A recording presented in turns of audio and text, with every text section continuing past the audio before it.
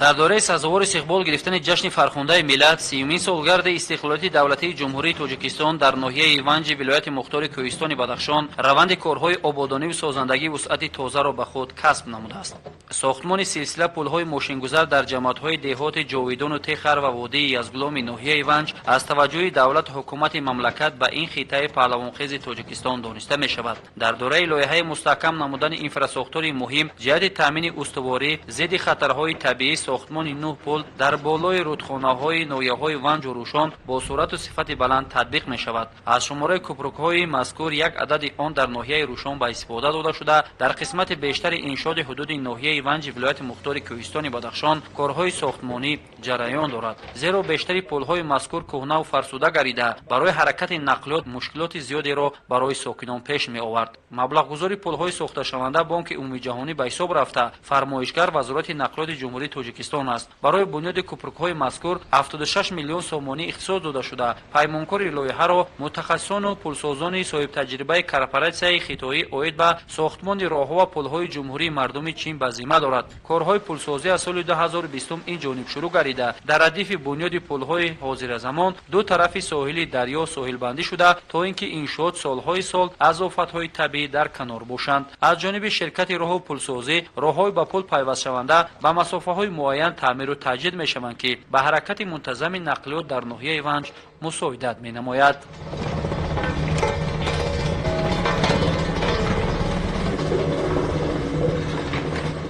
бино ба иттилои масъулини лоиҳа то ба имрӯз қариб 50% корҳои бетонхобонӣ дар сутунҳои пулҳои ҳозиразамон пурра ба анҷом расида, корҳои реконструксияи оҳану бетонӣ ва арматурбофии қисмати болои пул боқӣ мондасту халос. ширкати пулсозӣ мақсад дорад ки то рӯзҳои ҷашни барои мардуми тоҷик муқаддасу мӯътабар 30-солагии истиқлолияти давлатии ҷумҳурии Тоҷикистон корҳои сохтмониро дар пулҳои ҳудуди ноҳияи Ванҷи вилояти мухтори Кӯҳистони Бадахшон ҷавобгӯ ба талаботи ҷаҳонӣ ба итмом расонад. аз раванди корҳои сохтмонӣ бармеояд ки онҳо ба сифати корҳои анҷомдодашуда таваҷҷӯҳи махсус медиҳанд. дар корҳои сохтмонӣ техника ва таҷҳизоти пуриқтидори роҳсозӣ ва усулҳои пешрафтаи пулсозӣ кули мошингузар дар деҳаи ардобаки ҷамоати деҳоти ҷовидон аён шуд ки аллакай сутунҳои ҳарду тарафи кӯпрук қомат афрохта корҳои соҳилмустаҳкамкунӣ бо ҷалби коргарони маҳаллӣ ва техникаи роҳсозӣ бо суръат пеш меравад. пули рудхонаи ардобак бо дарозии 24 метр соли 2020 шурӯъ шуда нақша аст ки то охири моҳи майи соли ҷорӣ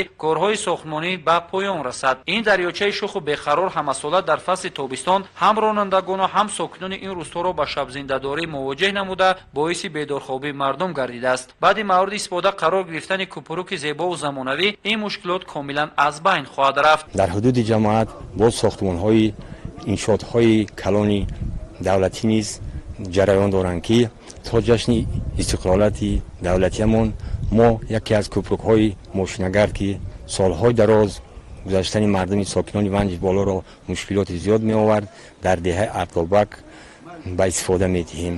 инчунин дар деҳаи Бунай маркази саломатии нав дар моҳи июл ба истифода дода мешавад ки ин яке аз тӯҳфаҳои ҳукумати ҷумҳурии Тоҷикистон мебошад ки ба мардуми дурдасти ноҳияи Ванҷ ва ҷамоати ҷовидон тақдим мегарданд. дар ин қисмат 36 нафар коргарони маҳаллӣ саргарми кор мебошанд ки то ба имрӯз 50% корҳои бетонхобонию арматурбофӣ дар пойдевори пул анҷом пазируфт. танҳо корҳои соҳилмустаҳкамкунӣ ва васли реконструксияи оҳану бетонӣ дар болои пул рӯзҳои наздик идома меёбад.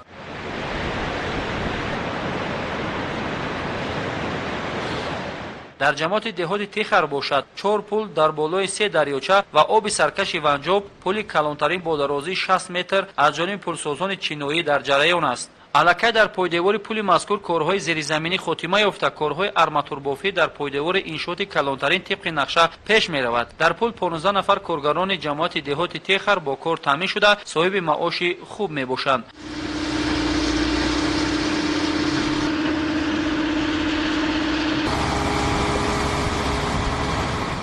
аз ҷониби ширкати чинӣ дар маҳалли сохтмон бунёди 2 корхонаи коркарди бетон ва сангу шағал фаъолият дошта барои таъмин кардани сохтмончиён бо масолеҳи хушсифат ва захира кардани масолеҳи сохтмонӣ масруфи коранд. корхонаи мазкур имкон медиҳад ки пулсозонро аз масолеҳи хушсифати маҳаллӣ таъмин намояд.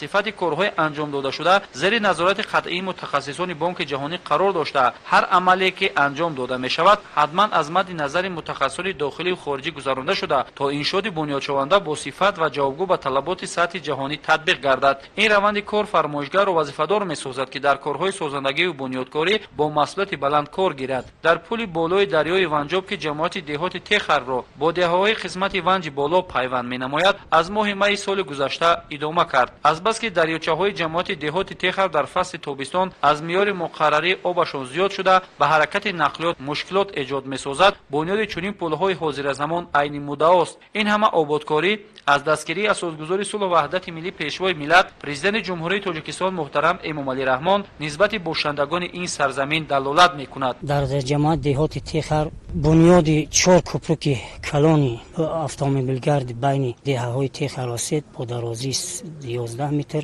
кӯпрук дар деҳаи байни техар ва удоб бо дарозии 12 метр ва ду кӯпруки калони дигар болои дарёи ванҷоб байни деҳаи техар ва чихох бо дарозии 62 метр ва боз дар ҳамдеҳаи чихох ва байни чихоху равгада дарёчаи чихох ба дарозии 13 метр сохта мешаванд ки то ҷашни 30-солагии истиқлолияти ҷумҳурии Тоҷикистон ба истифода дода мешаванд.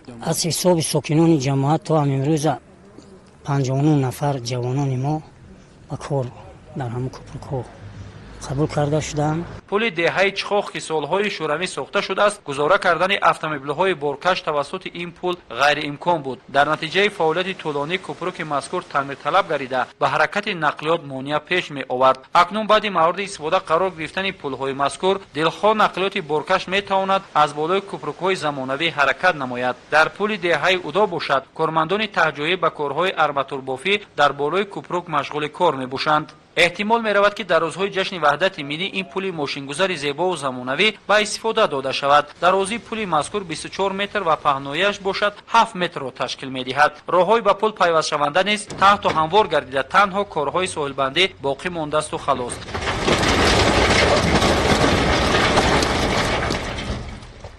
ضمن بازدید از روند کارهای سازندگی در پل دهه سید 5 تکنیکای پوریختدار و کارهای تخت و هموارکنی قبط پایان راههای به انشاء پیوست شونده ادامه داشت. 15 نفر راهسازان و متخصصان چینایی در این قسمت روند کارهای انجام یافته را نظارت می‌بردند. درازی پلی که در بالای دریاچه سید گذاشته می‌شود 24 متر می‌باشد که در وقت‌های سیربارش فصل‌های بهار و تابستان آب دریا انشاءات را خراب نسازد. چون که پل‌های اصل گذشته بنیاد شدن نهایت کوتاه و ناقلای بنیاد شدند که در فصل تابستان آب بیقرار دریاچه‌ها به هر طرف حرکت کرده جنگلزارهای هر دو طرف ساحل را به کام خود میبرد. کارهای ساحل بندی از دو طرف پل با درازی 196 متر انجام داده میشوند. راههای به پل پیوست شونده 360 متر را در بر میگیرد. ساکنان ناحیه ونج ولایت مختار کوهستان بدخشان بنیاد شدن سلسله پل‌های حاضر زمان را از برکت صلح و ثبات و وحدت کامل ملت در کشور محبوبمان به خاطر رسیدن به زندگی شایسته معنی داد مینمایند. امید است که پل‌های مذکور در روزهای جشن عمومی ملی کشور 30 سالگی استقلال دولتی جمهوری تاجیکستان در وضعیت تنتنوی مورد استفاده قرار می‌گیرند که در بهتر شدن سطح و صفت زندگی مردم کوهستان مساعدت می‌نماید.